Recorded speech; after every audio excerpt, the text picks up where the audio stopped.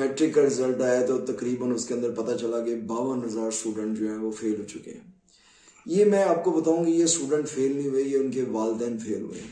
अब आप मेरी बात से हैरान तो होंगे, लेकिन टीन एज एक ऐसी एज है जिसमें मैं वालिदैन को ये सजेस्ट करूंगा कि वो बच्चों के साथ ऐसे जुड़ जाए।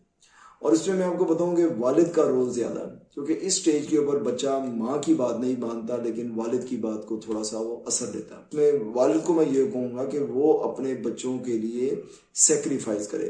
अब उसकी सेक्रीफाइस क्या है कि अपने दोस्तों को मिलना मिलाना कम करे, जो रात को कहीं खाने पे जाते हैं वो वाला काम कम करे, अगर कोई मीटअप उसका प्लान है तो उसको वो दूर करे। क्योंकि इस स्टेज के ऊपर जब आप बच्चे को एक लाइन ऑफ एक्शन दे देंगे तो उसके अंदर फिर आपके लिए कम से कम परेशानी होगी। और वो जो लाइन ऑफ एक्शन है उसमें मैं ये पेरेंट्स को कहूँगा कि सबसे पहले बच्चों के अंदर पढ़ने का शौक पैदा करें, आउट ऑफ द बॉक्स। उसको किताब से उसकी मोहब्बत पैदा करें। पढ़ाई को तो वो करता ही करता है, लेकिन किताब का शौक उसके अंदर पैदा करें। दूसरी मैं ये बात कहूँगा कि उनकी फिजिकल एक्टिविटी को एनहांस करें, चाहे वो गेम की फॉर्म में हो या कोई भी आउटडोर एक्टिविटी हो। और तीसरी बात जो बहुत अहम है कि वो ये कि उनका मोबाइल का इस्तेमाल जो है, जिसे मैं यूं कहता हूँ कि जुडिशियस यूज ऑफ मोबाइल करें। लेकिन जब आप खुद मोबाइल का इस्तेमाल करेंगे और बच्चों को कहेंगे कि मोबाइल इस्तेमाल ना करें, तो मेरी बात याद रखें, वो बच्चा आपके कहने पे मोबाइल तो बंद कर देगा लेकिन वो उस बात को अपने दिल में रखेगा। एक बात पेरेंट्स याद रखेंगे, बच्चा अपने वालिदैन की वर्बल एडवाइस को इतना नहीं लेता भी जितना कि वो उनके एक्शन को देखता ना। तो इससे मोबाइल के हवाले से मैं यही कहूँगा कि जब अगर आप खुद मोबाइल का इस्तेमाल कर रहे हैं और उसे कह रहे हैं कि आपने इस्तेमाल नहीं करना, तो ऐसी बात नहीं होगी। क्योंकि देखें, लाइफ के अंदर अप्स एंड डाउन्स आते रहते हैं। बच्चे की नाकामी को बहुत ज़्यादा ये ना सोचे कि बस अब उसकी लाइफ ख़त्म होगी। जैसे बाज़ पेरेंट्स कहते हैं डॉक्टर इंजीनियर नहीं बना तो बस लाइफ ख़त्म होगी। नहीं, अगर वो नाकाम हुआ है तो नाकामी जो है उसको बहुत ज़्यादा सिखाती है। ये भी मैं आपको बात बावर कराना चाहता हूँ कि सक्सेस से इंसान इतना नहीं सीखता जितना नाकामियों से सीखता है। इसलिए नाकामी से उसको डराना नहीं चाहिए। अपने बच्चे की लाइफ के अंदर कोशिश करें कि तरतीब पैदा करें। तरतीब से मुराद, मेरी छोटी सी मिसाल मैं देने लगा हूँ कि इवन उसकी बुक्स जो है वो बस्ते के अंदर या बैग के अंदर तरतीब से रखी हो। सुबह वो उठे अपने कपड़ों को तरतीब से रखना शुरू कर दे। जब लाइफ आप ऐसे शुरू कर देंगे तो फिर उसके लिए चीज़ों को सीखना आसान हो जाएगा।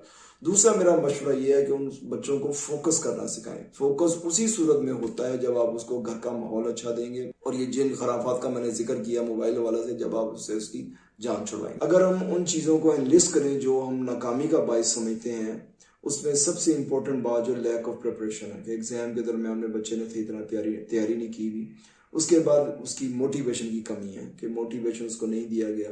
फिर उसके बाद हम ये कह सकते हैं कि इकोनॉमिक इशू भी आ सकता है। चौथे मामले में हम ये भी कह सकते हैं कि हमारा निज़ाम तालीम इस किस्म का, इसमें फिर बच्चे की पर्सनैलिटी इशू का भी आता है। इसमें उसकी एफर्ट की कमी भी हो सकती है। फिर है कि वो कितना ज़्यादा अपनी पढ़ाई के अंदर इंटरेस्ट दे रहा है। और इसी के लिहाज से मैं परजर्वेशन की भी बात करूंगा कि कितनी इस्तकामत है, जो वो काम कर रहा है उसके अंदर उसकी इस्तकामत कितनी ज़्यादा है। तो ये तमाम छोटी छोटी बातें हैं जिनके ऊपर अगर हम from the very first day अगर हम अमल करना शुरू कर दें, तो उसके लिए मैं 2 लफ्ज़ बोल रहा हूँ कि बच्चे की लाइफ के अंदर तरतीब लेकर आए और उसकी लाइफ के अंदर जो है वो फोकस लेकर आना शुरू करें।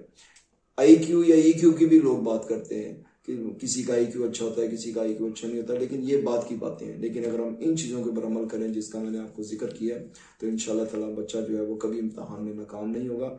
और फिर मैं इस बात को रिपीट कर रहा हूँ कि पेरेंट्स को बच्चे के साथ जुड़ना पड़ेगा, पर्टिकुलरली द टीन एज के हवाले से। और इसी के लिहाज से अगर वो नाकाम हो जाए तो बच्चे से कभी होप ना छीनें, क्योंकि जब आप होप उसे छीन लेते हैं तो वो डिप्रेशन में चला जाता है। उसको हमेशा उम्मीद दिलाएं कि हाँ यार, अगर आज ये नाकामी होगी तो आप इससे और ज़्यादा भी सीखोगे। अपने बच्चों को कामयाब लोगों के पास बैठाएं, उनकी बातें उनको सुनाएं ताकि वो उससे मोटिवेट हो सके, और उसको नाकाम लोगों से दूर रखें।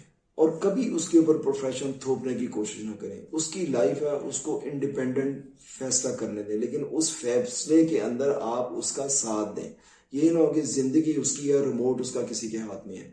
तो ये चंद एक बातें हैं जिनके ऊपर आप अमल करके अपने बच्चे को बेहतरीन स्टूडेंट भी बना सकते हैं और वो लाइफ के अंदर एक कामयाब इंसान बन सकता है। आपका बहुत बहुत शुक्रिया।